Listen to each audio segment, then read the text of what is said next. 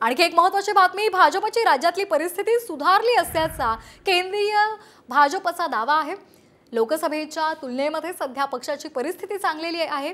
गेल्या 2 महिन्यांपासून केंद्रीय नेतृत्व राज्यामध्ये थांबून परिस्थिती बदलण्यासाठी प्रयत्न करत आहे। पक्षांतर्गत गटाचं राजकारण संपवण्यात केंद्रीय नेतृत्वाला यश आल्याची माहिती सूत्रांनी दिली आहे। कार्यकर्त्यांचा उत्साह वाढवण्यावर केंद्राचा भर असल्याचं सुद्धा सूत्रांनी म्हटलंय।